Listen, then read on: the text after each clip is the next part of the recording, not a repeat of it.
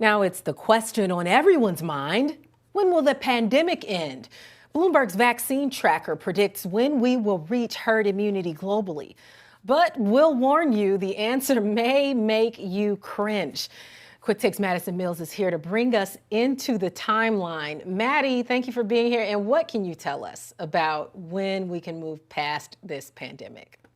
Right, Renita. So the goal here is 75% of the population getting vaccinated. That's when our vaccine tracker says we will reach herd immunity and be able to move past this pandemic. So that's the end goal here, right? And brace yourselves. Globally, it's looking like it's going to be a little over 7 years until we can reach that 75% immunity. I know. 7 years. And, you know, this is probably also not that exciting, but in the U.S., that number plummets to about 1 full year, meaning that we'll be able to ring in the new year, 2022, potentially maskless. So that's something to look forward to. Okay. Yes, but it's also, you know, it's a global pandemic, right? And we're seeing that only about 30% of the world's countries have started to vaccinate their populations, and wealthier countries are scooping up these shots in droves, leaving lower income countries behind without a way to vaccinate their populations. So until we get the whole world on track to reach this herd immunity,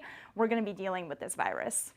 Wait, pause, Maddie. I need to know how our reporters came up with this number here at Bloomberg. Can you walk us through the methodology?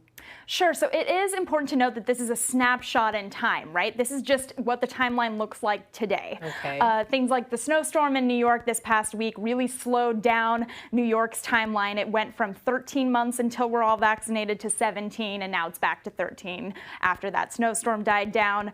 And also, it doesn't account for upcoming vaccine developments. Yesterday, for example, we saw Johnson & Johnson filing for emergency authorization in the U.S. We're already stocking up about 100 million shots of the Johnson & Johnson vaccine, preparing to dole those out to the U.S. population. So that's going to speed up the timeline a lot. The Biden administration has set aside a lot of additional funding for healthcare providers on the ground to make sure that they can get the resources needed to get shots into people's arms quickly. So all of that will speed up the timeline, hopefully. Now, this timeline is based on the research that Dr. Fauci recommended. So can you walk us through very quickly what that herd immunity threshold is and how vaccine developments might affect this timeline for reaching that immunity?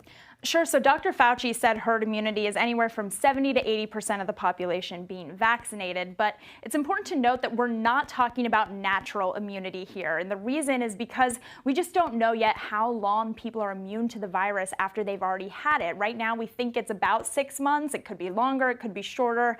But that could also be a factor in us reaching that critical herd immunity as well. All right. Quick Takes Madison Mills. Thank you so much.